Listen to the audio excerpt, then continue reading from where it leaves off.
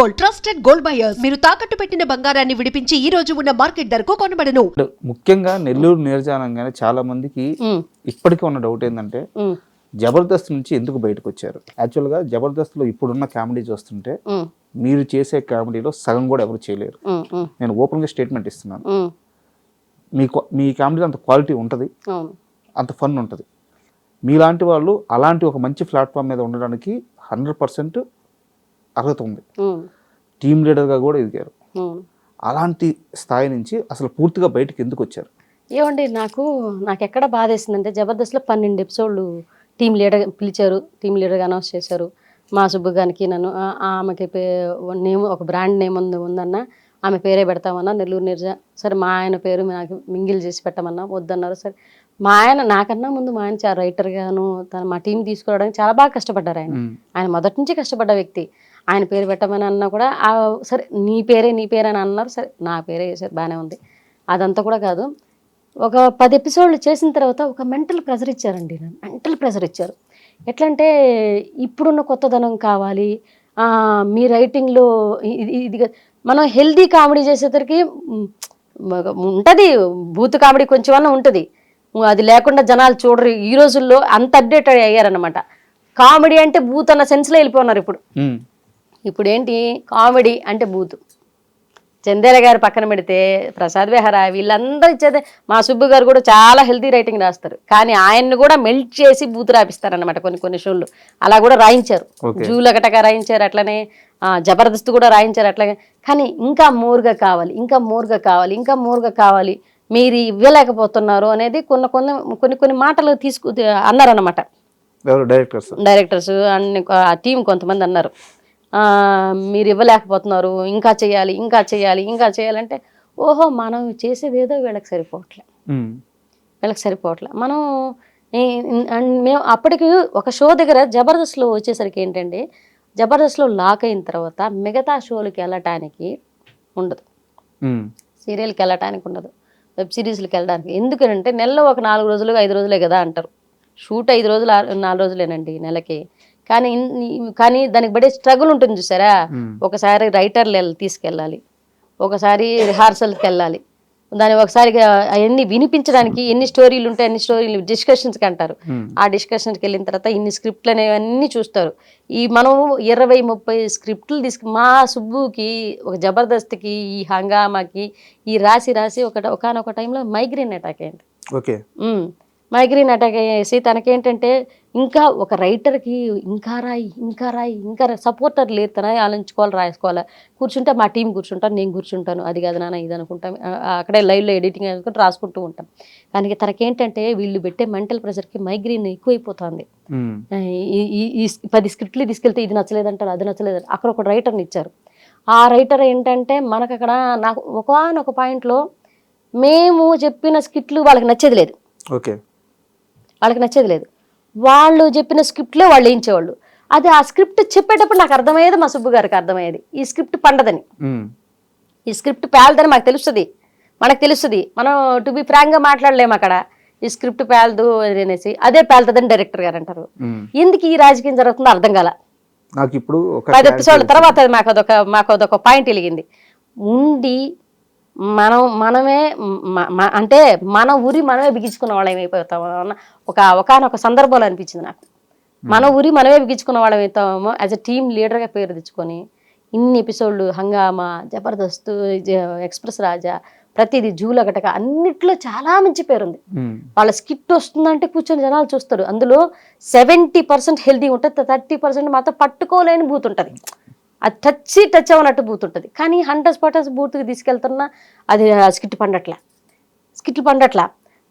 మా సుబ్బు గారు స్ట్రగుల్, వాళ్ళు ఇచ్చిన రైటరు వీళ్ళు ఏంటంటే పిలుస్తున్నారు, అది బాగాలేదు ఇది బాగాలేదని మొహమ్మద్ అనేస్తున్నారు.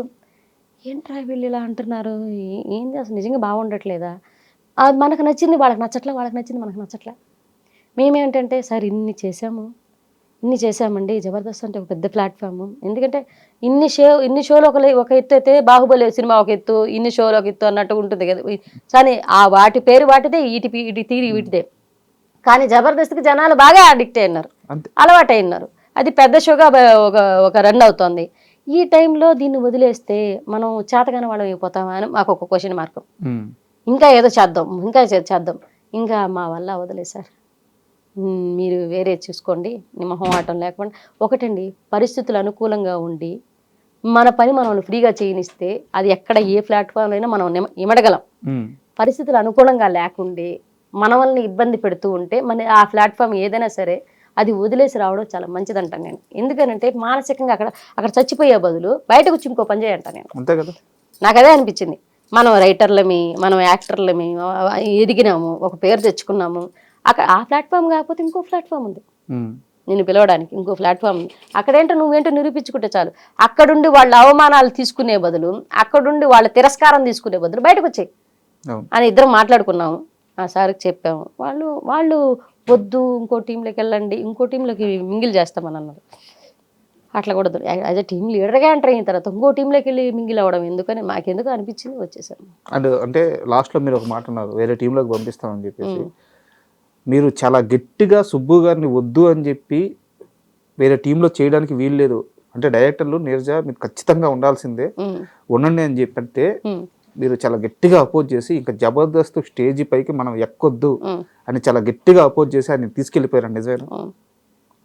నిజమే చెప్పు.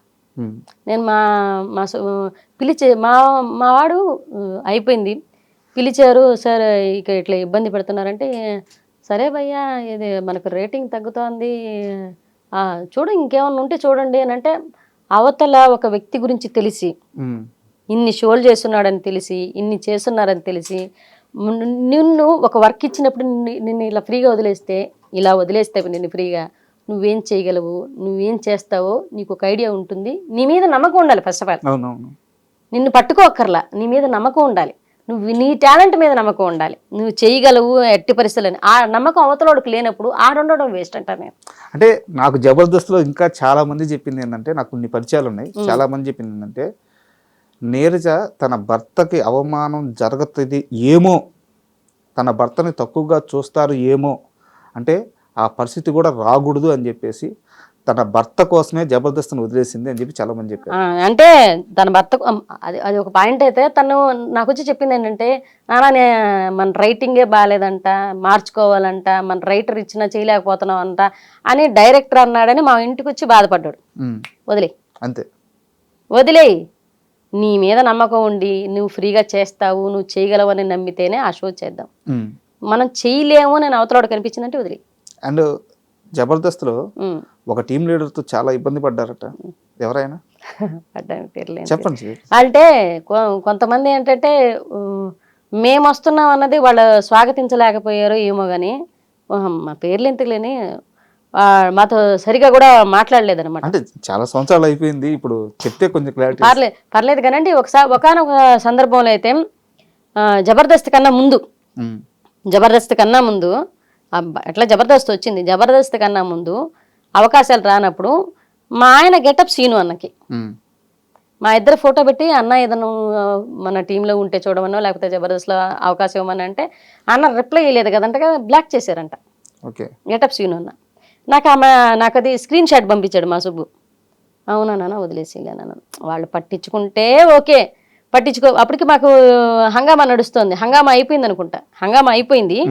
ఆ తర్వాత అవకాశం కోసం అనేసి సీను అన్న, నేను నీరజ సుబ్రహ్మణ్యం అన్న, ఆయన నీరజ సుబ్రహ్మణ్యం మాట్లాడతారు, నీరజ సుబ్రహ్మణ్యం అన్న ఎక్కడన్నా అవకాశం ఉంటే చూడండి అన్న, ఏదన్నా ఉంటే చెప్పండి అన్న అని అంటే ఆయన పట్టించుకోలేదు. అంటే ఇతను జస్ట్ ఎత్తుకోవడం, కాల్ చేయడం, ఎవరికి మెసేజ్ చేస్తాడు, ఆ మెసేజ్కి పలానా బాగున్నారా సుబ్బు అని రిప్లై ఇస్తేనే ఫర్దర్గా కాల్కి వెళ్తాడు, లేదంటే వెళ్ళడు. అట్లా కూడా ఇప్పటికీ ఎవరికి చేయలేదు. ఫస్ట్ టైం గెటప్ సీను అని అడగడం జరిగింది, అన్న బ్లాక్ చేయడం జరిగింది. మీరిద్దరు అప్పటికే బాగా ఫేమస్ కదా, అంటే జీటీవీలో క్లబ్ చేశారు, హంగామా చేశారు, అప్పుడు బాగా ఫేమస్ అయినా. ఇంకొకటి ఏంటంటే నాన్న, జబర్దస్త్ కన్నా ముందు నానకరామగూడలో షూటింగ్ జరిగేది ఒకప్పుడు జబర్దస్త్. అప్పుడు మా ఆయన చంద్రాన్న టీంలో చేసేవాళ్ళు. అండ్ మమ్మల్ని బాగా అవాయిడ్ చేసి అవమానించిందంటే చంద్రాన్న అన్న, మా ఆయన అవమానించాడు. నేను అది తీసుకోలేకపోయాను. చంద్రాన్న ఒకసారి నాకు కంటికి కనిపించినా కూడా నేను పలకరించలేదు. ఏంటంటే మా ఆయన క్యాటరింగ్ బిజినెస్ ఉంది. ఒక 5 ఎపిసోడ్లు మా ఆయన చంద్రాన్న టీంలో జరిగినాయి. అప్పుడు అదిరింది షో కూడా నడుస్తుంది అనమాట జీ తెలుగులో. ఉమ్. నేను అప్పుడు ఆర్పీ టీంలో అదిరింది షోలో చేస్తున్నాను, మా ఆయన జబర్దస్త్లో చేస్తున్నారు, చంద్రాన్న దాంట్లో చేస్తున్నారు. చంద్రాన్న దాంట్లో చేసేటప్పుడు 5 ఎపిసోడ్లు నడిచాయి. 6వ ఎపిసోడ్కి కంటిన్యూటీ ఎపిసోడ్ అది. ఉమ్. అది సుబ్బు కావాలని అంటే సుబ్బు క్యాటరింగ్ నడుస్తుంది, పెళ్లి వంట జరుగుతుంది నెల్లూరులో. ఉమ్. అక్కడ ఎట్టి పరిస్థితుల్లో అది ఒక దాదాపు 2 లక్షల వ్యాపారం అది. ఉమ్. మనకు మిగిలితే ఒక 50,000 దాకా మిగులుతొచ్చు, లేకపోతే ఒక 30,000 40,000 ఒక అమౌంట్ అయితే మిగులుద్ది ఆ 2 రోజులకి మిగులుద్ది. అది పెద్ద వ్యాపారం. అది జరిగేటప్పుడు అన్న దాదాపు 500 మంది భోజనాల దాకా వస్తున్నారు.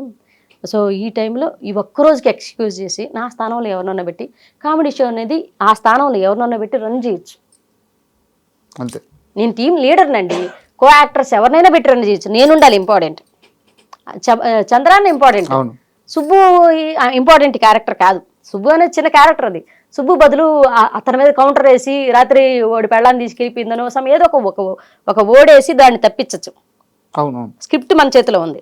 కానీ అన్న ఫోన్ చేసి నాతో మాట్లాడాడు. చంద్రాన్న ఫోన్ చేసి సుబ్బు గురించి అడిగాడు, అమ్మా ఎందుకు రాలేదు అని అంటే, అన్న పరిస్థితులు ఏంటంటే ఆయన క్యాటరింగ్ వర్క్ అన్నా అంటే క్యాటరింగ్ బిజినెస్ ఉన్నప్పుడు ఆ కామెడీ షోలు కూడా చేసుకోమన్నాడు అని అన్నాడు.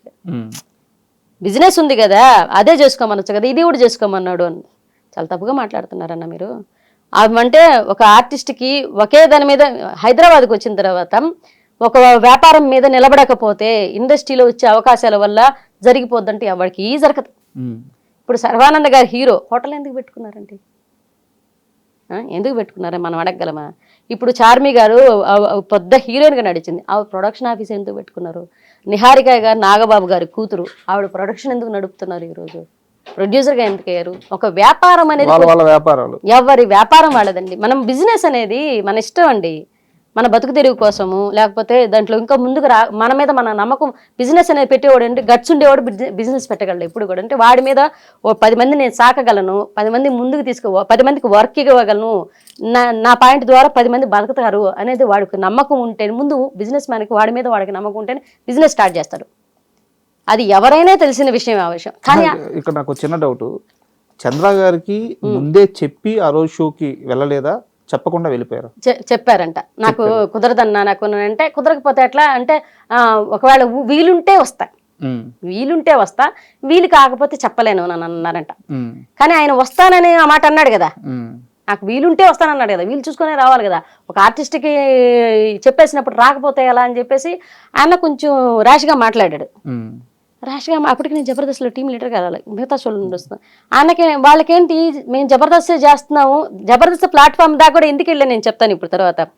నేను జబర్దస్త్ చేస్తున్నాము, మేము పెద్దోళ్ళమి, వీళ్ళు మాకన్నా చిన్న షోలు చేస్తాను, వీళ్ళు చిన్నోళ్ళు అన్న ఫీలింగ్ లో వాళ్ళు కొంతమంది ఉన్నారు. అప్పుడు ఉన్నారండి. నేను షో దాకా వెళ్ళిపోతే ఒక షో అన్న కొంతమంది చెప్తే నా మొహం చూసి కూడా మాట్లాడిన వాళ్ళు లేరు జబర్దస్త్లో. నేను చెప్తున్నాను కదా, నా మొహం చూసి కూడా స్ట్రైట్గా మాట్లాడిన వాళ్ళు లేరు. ఇలా చూసి అంటే మేము ఇదే ఎంటర్టైన్మెంట్, జ్ఞాపిక ఎంటర్టైన్మెంట్స్లో మేము షోలు చేసుకునేవాళ్ళం. ఈటీవీ ప్లస్లో, వాళ్ళు ఈటీవీలో చేసేవాళ్ళు. ప్లస్సే తేడా, మేము ఈటీవీ ప్లస్లో చేసేవాళ్ళు. ఈటీవీ ప్లస్లో చేసేవాళ్ళని ఎవరిని ఈటీవీ దాకా రానిచ్చేవాళ్ళు కాదు, ఆ షో దగ్గర రానిచ్చేవాళ్ళు. ఆ షో దగ్గర పోతే అంటే ఒక రకమైన ఎవరు పలకరించేవాళ్ళు కాదు, ఎవరు దగ్గర తీసుకునేవాళ్ళు, కొంతమంది మాత్రమే తీసుకునేవాళ్ళు. సరే తీసుకున్నా ఆఫర్ అయినా ఇస్తున్నారు కదా అని చంద్రాన్న పిలిచారు. మాకు చంద్రాన్న ఆ టైంలో మంచిగానే అనిపించింది. కానీ ఆయన ఒక్క సన్నివేశానికి రాలేదనేసి ఆయన తప్పుగా మాట్లాడడం అనేది బాగా నాకు నచ్చలేదనమాట. ఏంటి అది ఆ పని చేసుకునేటప్పుడు షూటింగ్లు ఎందుకు అని అన్నాడు. క్యాటరింగ్ చేసుకునేటప్పుడు షూటింగ్లు దేనికి అంటే అన్న ఆ బిజినెస్లు చేసుకునేవాళ్ళు షూటింగ్లు చేసుకోరా? మన బతుకు తెరుగు బాగాలేనప్పుడు దీని మీద ఇది 10 రోజులు వస్తుందో 5 రోజులు వస్తుందో, ఒక నెలలో షూటింగ్ వస్తుందో రాదు, అప్పుడు మా భుక్తి, మా భోజనం జరిగేది ఎట్లా? ఆ బిజినెస్ ఉండబట్టే బతుకుతున్నాం, నా బిడ్డలు ఇద్దరు బతుకుతున్నారు. ఆయనకి చెప్పలేక సరేలేన్నా మీ ఇష్టం అని చెప్పేసుకుని కామ్గా అయిపోయాను అనమాట. మా ఆయనకి నేను ఫోన్ చేసి చెప్పాను, సరేలే నాన్న వదిలేసాయి. ఆయన బాధ. నేను సున్నితమైన పాయింట్లో ఆయన చాలా స్ట్రాంగ్ ఉంటారు, ఆయన సున్నితమైన పాయింట్లో నేను చాలా స్ట్రాంగ్ ఉంటాను. వదిలేసాను దాని గురించి బాధపడకు. ఆయన బాధపడ్డారు, తిట్టారు, అది ఇది అంతా చెప్పారు, నాకు వదిలేయమని చెప్పాను. ఆ తర్వాత చంద్ర అన్న ఒకసారి ఎదురుపడ్డా కూడా సరిగా మాట్లాడలేదు. మీరు మాట్లాడలేదు? ఆయన కూడా మాట్లాడలేదు, ఆయన కూడా మాట్లాడలేదు. నేను మాట్లాడలేదు, లైట్ కామ్గా.